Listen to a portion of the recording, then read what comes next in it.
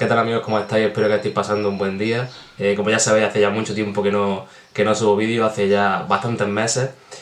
Y bueno, antes de nada daros las gracias por seguir ahí, por no abandonar el barco. Y muchas gracias a los que os habéis suscrito recientemente, de verdad, muchísimas gracias. Me anima mucho a nuevamente a coger el ritmo de vídeos que espero que vaya cogiendo.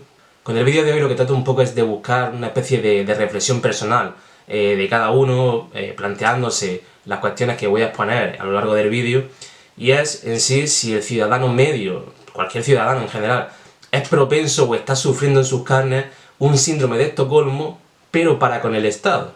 Yo sé que esto de primera puede parecer un poco absurdo, ¿no? Cómo vamos a estar sufriendo un síndrome de Estocolmo nosotros, si no nos han secuestrado ni nada por el estilo. Pero yo agradecería si escucharais el argumento, si leyerais el argumento. Dejaré también abajo el artículo en el que me voy a basar, que esto básicamente es un capítulo del libro de Michael Huemer de El problema de la autoridad política, en el que trata pues, de desmontar la supuesta autoridad política que tiene el Estado, en la que se basa el Estado para llevar a cabo todas las acciones que realiza, como los impuestos, imposición de normativa, etc. Y entonces yo espero que podáis escuchar los argumentos. Sé que algunas personas pensarán que es una tontería, otras personas estarán de acuerdo. Bueno, cada uno puede tener su opinión, pero lo que busco un poco es la reflexión en relación a esto. Supongo que ya todos conocéis más o menos de qué trata el síndrome de Estocolmo. No es un síndrome propiamente dicho, pero es la forma en la que se denominó al suceso que ocurrió en Estocolmo en el año 73, donde una pareja de ladrones atracó un banco y mantuvo secuestrados a 4 empleados durante 6 días. Durante esos 6 días, tanto los empleados como con los ladrones crearon vínculos afectivos entre ellos, hasta el punto de que los secuestrados, los rehenes básicamente, no querían separarse de los ladrones. Y cuando se les dio la oportunidad, la policía intentando sacar a los rehenes para luego posteriormente poder capturar a los rehenes no querían salir porque interpretaban que le iba a ocurrir algo malo a los ladrones. E incluso pensaban ellos mismos, cuando acabó todo, que los ladrones los estaban protegiendo de la policía. O sea, los secuestrados creían que los secuestradores le estaban protegiendo a ellos. Podemos encontrar más ejemplos en el caso de una muchacha que fue secuestrada por una banda terrorista a la que posteriormente se unió. Y ya digo, tuvo ocasión de escapar de esta banda terrorista en multitud de ocasiones. Y por acabar, el caso de una muchacha de 11 años que fue secuestrada por un expresidiario que abusó de ella, que la mantuvo prisionera durante muchísimos años, y que durante todos estos años, bueno, a pesar de tener muchísimas ocasiones de escapar del secuestrador, tuvo 2 hijos con el secuestrador y ayudaba a su marido, bueno, no a su marido, a su pareja con el negocio familiar. Es decir, tuvo muchísimas ocasiones de escapar, pero por lo que ya hemos comentado y lo que vamos a seguir comentando, no escapó. Hay 4 factores que se consideran potencialmente detonantes del síndrome de Estocolmo, a saber, el captor representa una amenaza muy creíble para la vida del prisionero, la víctima atisba ciertos signos de amabilidad por parte del captor. Estos signos de amabilidad básicamente son una cierta suavización de todo el daño que le podría llevar a cabo, es decir, que en lugar, no sé, de pegarle un tiro en la cabeza o un tiro en el corazón, le pega un tiro en la pierna o le pega una paliza. Esos son los signos de amabilidad que se encuentran por parte del captor. En tercer lugar, la víctima está aislada del mundo exterior y todo le llega filtrado por las opiniones o los puntos de vista del secuestrador. Una vez están sometidos a este tipo de condiciones, los rehenes suelen desarrollar una serie de comportamientos como los que vamos a ver a continuación.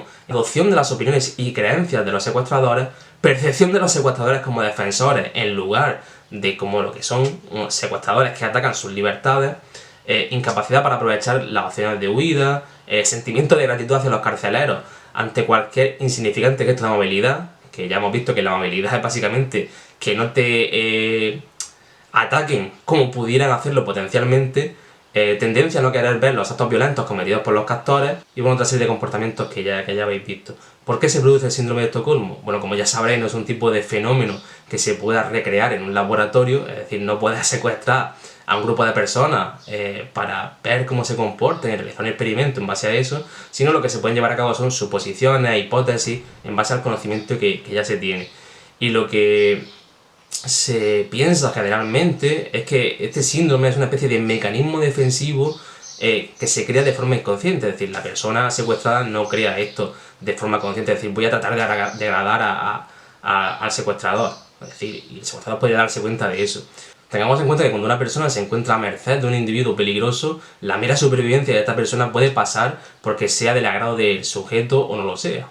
¿Cuándo se produce este síndrome de Estocolmo? En primer lugar, el agresor representa una amenaza seria y real para la vida de la víctima. En segundo lugar, la víctima siente que no tiene ningún tipo de escapatoria para con su secuestrador. En tercer lugar, la víctima es incapaz de imponerse físicamente a su agresor o defenderse de él. De lo contrario, podría optar por esa vía para escapar. En cuarto lugar, la víctima advierte algún tipo de rasgo de bondad por parte de su agresor, aunque no vaya más allá de la ausencia de maltrato físico, lo que ya hemos hablado antes, en lugar de pegarte un tiro en la cabeza o en el corazón, te puede dar una paliza o te puede pegar un tiro en la pierna. Y en quinto lugar, la víctima se encuentra aislada del mundo exterior y, como ya hemos dicho, todo le llega filtrado por la opinión o los pensamientos de los secuestradores, y no puede obtener información ajena a este mecanismo, ¿no? Como ya digo, aunque el síndrome de Estocolmo se utilizó en primer lugar para definir lo que fue propiamente un secuestro, que fue la toma de rehenes en un banco, se puede utilizar para muchas más cosas, o las condiciones que se dan para determinar que hay síndrome de Estocolmo se pueden aplicar a muchos más ámbitos, a muchas más situaciones que no son propiamente secuestros o toma de rehenes. Por ejemplo, en el caso de las mujeres maltratadas, a pesar de que no están secuestradas, al menos prima facie, sí es verdad que tienden a desarrollar, no todas, pero pueden llegar a desarrollar sentimientos, lazos afectivos con el maltratador, aunque le siga maltratando. Es decir, pueden llegar a repetir una serie de condiciones que son las que hemos visto antes. Esto también se puede dar en el caso de prisioneros de campos de concentración, de prostitutas que están bajo el control de proxenetas, víctimas de insectos, miembros de sectas, víctimas de malos tratos en la infancia, etc. Y ahora es cuando vamos a tratar de dar respuesta a la pregunta del vídeo, pero como entenderéis no podía simplemente llegar a esta parte sin haber contado todo lo anterior. ¿Cuál es la pregunta? La pregunta es si el ciudadano medio es propenso a sufrir el síndrome de Estocolmo. Vamos a ir condición por condición y vamos a tratar de establecer similitudes con las condiciones que hemos dicho anteriormente. En primer lugar, el agresor representa una amenaza seria y real para la víctima. Yo creo que esto es bastante evidente, que todos los estados del mundo controlan la vida de la población a través de la violencia. Es decir, si no hubiera en última instancia, si el Estado no tuviera en última instancia el monopolio de la violencia, de nada serviría que estableciera normativas, que intentara establecer un cobro de impuestos, si en última instancia no tiene ninguna fuerza para imponer eso. Es decir, si mañana dijera el Estado no tuviera ejército, no tuviera ningún tipo de capacidad coactiva, voy a cobrar impuestos a la población, si no tienes forma de imponer eso, yo por lo menos no querría pagar impuestos, no voluntariamente no iría a pagar impuestos, de la misma forma que no atendería a la normativa o a la gran parte de normativa que establece el Estado. Por tanto, esta creo que es una condición que se puede ver claramente.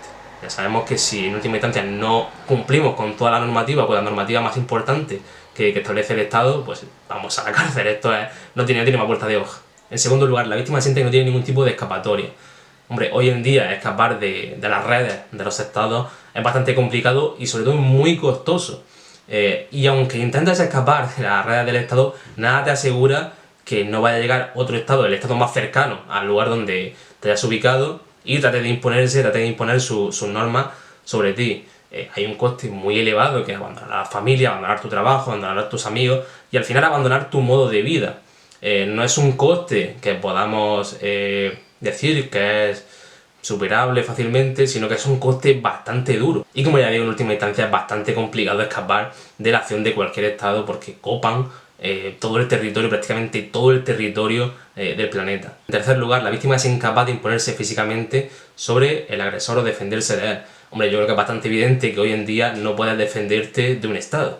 No puedes defenderte físicamente ni en cuestión de armas, no puedes imponerte, en cuestión de violencia básicamente, no puedes imponerte sobre un Estado, ni siquiera defenderte. Si ya ni siquiera puedes defenderte, no pensemos en la posibilidad de imponerse. Es bastante complicado, es prácticamente imposible en la práctica, y creo que esta es una de las condiciones que mejor se ve. Y en cuarto lugar, la víctima se ve sin posibilidades reales de poder escapar. Y en último lugar, la víctima se encuentra aislada del mundo exterior. Este quizás sea la condición que menos se vea de forma clara de primera, pero si leemos la argumentación que da Michael Homer, creo que se puede ver bien. En lo que respecta a los ciudadanos de las naciones-estado de la actualidad, podemos suponer que el exterior está constituido por el resto de países. La mayoría de ellos, y en especial los ciudadanos de las democracias liberales más avanzadas, tienen acceso a fuentes de información foránea si acaso desea consultarla. No obstante, existen al menos dos motivos que hacen que este hecho pueda no servir de obstáculo al desarrollo del síndrome de Estocolmo. En un primer lugar, que el uso que se hace de dichas fuentes es limitado, porque la gran mayoría de la gente obtiene la mayor parte de su información de fuentes domésticas, y en segundo lugar, que las fuentes del extranjero se encuentran en una situación similar. Es más o menos como si las únicas fuentes de opiniones exteriores de los rehenes fueran los rehenes y los secuestradores de otras naciones. Por tanto, las causas detonantes del síndrome de Estocolmo vemos que están perfectamente alineadas, están perfectamente presentes en el caso de los ciudadanos de los estados actuales. Así pues, por poner algunos ejemplos, ¿cuántas veces no hemos visto a personas que ven con bondad al Estado como si fuera un ente y no fuera un conjunto de personas, muy pocas, en comparación con el resto de la población, que tienen una serie de intereses propios, que tienen intereses egoístas, sino que lo ven como una especie de ente abstracto en el que no hay nadie y que tiene bondad, incluso moralidad y tiene capacidad de agencia por él mismo? ¿Cuántas veces nos hemos visto confundir la patria con el Estado cuando dicen que lo patriótico en España es pagar impuestos, es hacer la declaración de la renta? ¿Cuántos ciudadanos no comparten a pie juntillas los puntos de vista o las opiniones del Estado? En definitiva, podemos ver muchísimos ejemplos en este sentido. Pues, ¿cuántos ciudadanos no creen o creen que el Estado no ejerce ningún tipo de violencia o que no tiene el monopolio de la violencia? No digamos ya los que creen que esto es que todos nos hemos puesto de acuerdo para crear un Estado. Es decir, que todos, persona por persona, hemos dicho voluntariamente, hemos aceptado las condiciones que nos ofrece el Estado y, por tanto, pues es como se ha creado el Estado y no que el Estado surgiera a través de la guerra. Obviamente los ciudadanos que creen que el Estado es perfectamente legítimo y creen que tiene autoridad política para llevar a cabo pues, todas las acciones que hace, no van a creer o no van a... Va a ser muy difícil que encuentren algún tipo de similitud entre el síndrome de Estocolmo con la situación que tienen ellos como ciudadanos de los estados. Por eso es importante ver de dónde procede la supuesta legitimidad del Estado para poder, al final es ir a la raíz, para poder desarrollar todo lo siguiente. Si el ciudadano medio cree que el Estado es legítimo y que eso se ha construido ahí de una forma que no sabe muy bien cómo, pero le da legitimidad, es como si el Estado se autolegitimara a sí mismo. Ya decía Max Weber que el Estado es el monopolio de la violencia legal, que se arroga para sí mismo el monopolio de la violencia, pues el ciudadano medio no va a ver como algo ilegítimo que el Estado esté ahí. Entonces no va a creer que esté sufriendo un síndrome de Estocolmo, pero por suerte no hace falta que el ciudadano medio crea que está sufriendo o no está sufriendo, porque son las condiciones las que lo determinan, no el propio pensamiento que tenga el ciudadano. Así pues, poco importa si el ciudadano medio le da legitimidad al Estado para determinar si está sufriendo o no está sufriendo un síndrome de Estocolmo. De la misma manera que no hace falta ver si un secuestrado, un rehén, da legitimidad a su secuestrador para comprobar, para diagnosticar si está sufriendo o no está sufriendo un síndrome de Estocolmo. Aquí lo que se trata de ver es las condiciones y los hechos objetivos, no las percepciones morales que podamos tener cada uno. Por tanto, y atendiendo a las condiciones que ya hemos visto anteriormente y que hemos analizado una por una, podemos ver cómo el ciudadano medio sí que está sufriendo síndrome de Estocolmo para con el Estado. Bueno, hasta aquí el vídeo de hoy, espero que no se haya hecho muy largo, espero que también os haya animado a la reflexión. Os animo a leer el artículo que os voy a dejar en la cajita de descripción. Es básicamente el capítulo entero de Michael Huemer, en el que trata muy brevemente, porque el libro trata otras cuestiones como desmontar el contrato social, todas las variantes que se pueden establecer del contrato social, pero sí me parece muy interesante ese capítulo en concreto sobre si el ciudadano medio está sufriendo síndrome de Estocolmo. Es básicamente un copy-pega, no es algo genuino mío. Lo dejo claro en el artículo, no es que me haya apropiado de la autoría de Michael Huemer, pero sí creo que es muy interesante reflexionar acerca de ello y que tratemos de darnos cuenta un poco de esa situación. Hay gente que obviamente, aunque lea el artículo, aunque haya visto este vídeo, no esté de acuerdo con lo que estoy diciendo, es perfectamente legítimo, pero sí me gustaría que me lo dejarais en los comentarios qué os ha parecido. Aunque no estéis de acuerdo, obviamente, yo estoy encantado de ver opiniones discrepantes y hasta puede que cambie de opinión. Bueno, que ya digo que muchísimas gracias por ver el vídeo, por estar ahí. Voy a intentar subir más vídeos poco a poco. La verdad que me he sentido muy cómodo hoy y estoy muy a gusto de volver a hacer vídeos. Y que muchísimas gracias, suscribiros, los que hayáis llegado hasta aquí, suscribiros, porque sabéis que me ayudéis mucho, darle like, comentar y todas estas cosas. Y nada, que nos vemos en el próximo vídeo.